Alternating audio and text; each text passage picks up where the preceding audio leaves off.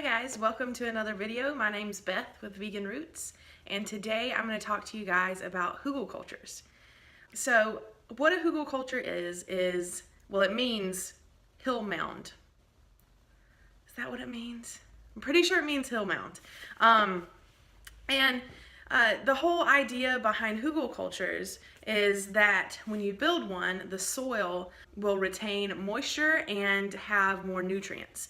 And so that sounded like a really cool idea to me, so I researched it more last fall, or actually into last summer.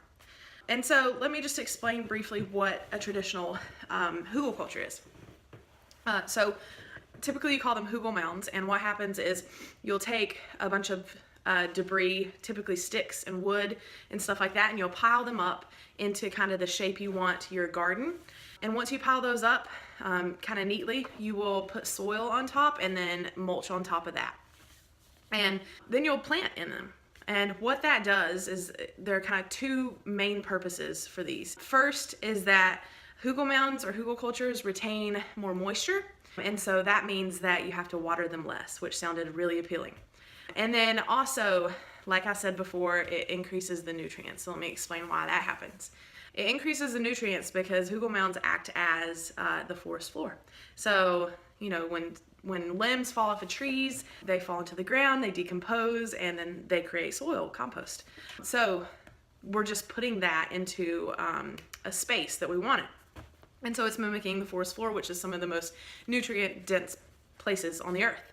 That's how it gets its nutrients. Next, it retains its moisture, or it retains more moisture because the wood decomposes after a while, and then as it's decomposing, it creates a sponge-like quality to itself. And so it soaks up that water, and you don't have to water it, ideally. And after a time, the mound will shrink in size. Every year, it'll shrink until it eventually becomes flat, just like what happens on the forest floor. And so what I've done is I don't have a traditional hugel mound, but I have put that concept into my raised bed. When I learned about this was last summer. My mom was taking a gardening class at a local community college, and so she taught me, or she told me about a few things that she learned there, and that's one of the things that sounded the most appealing. She learned about like keyhole gardens and swells and stuff like that too, but this one sounded like I could really do it. And that's because when she told me about this, I was also in the process of clearing some of my land. So we cut down 10 big trees, and we just kind of cleared out our backyard that was kind of overrun with vines and little trees and just stuff everywhere, and made it walkable and, you know, navigable. So I had all this debris left over. We hauled some of it off. The company who cut our trees down hauled some of it off, but we still had a lot of debris and wood. And so I was like, this is the perfect thing to do with this wood. Not only that, but I was in the process of also building some raised beds. And so I was like, I will just put this wood into my raised beds, and that way I'll have a hugelkultur, but also I won't have to spend the money on the soil, on as much soil to fill the raised bed.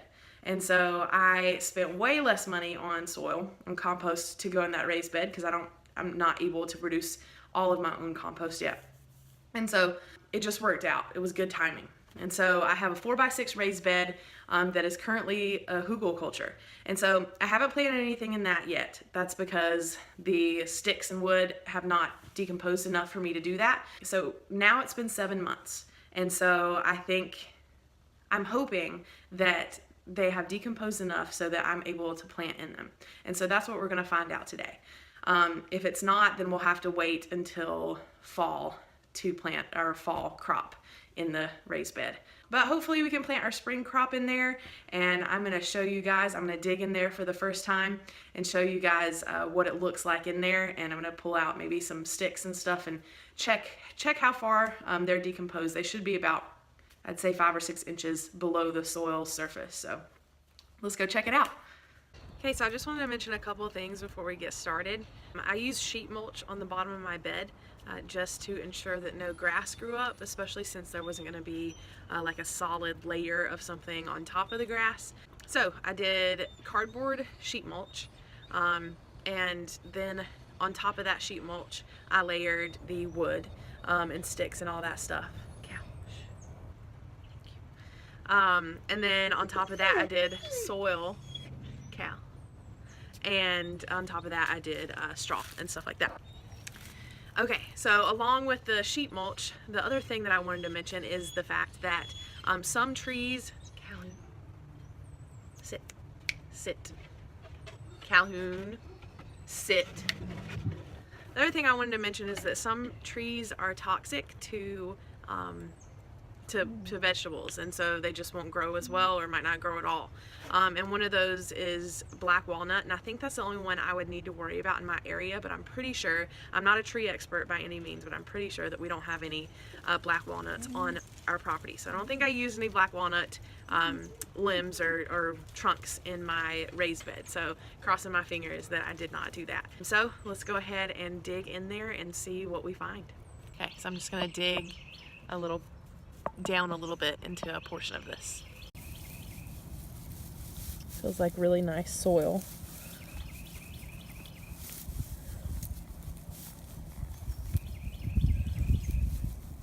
I'm not getting to any sticks yet. There's one. Well, it's not really decomposed yet, but all of this smaller sticks and leaves and soil and stuff has. Just not that huge one down there that I'm grabbing a hold of. Okay, so I'm gonna try a different spot now. See if I can find anything in here. Again, it's just pretty solid limbs here. See if you can see that. There's one. See that there? So not all the way decomposed, but I think we have enough topsoil on top of here for that to be okay to plant in. So I think it'll be fine.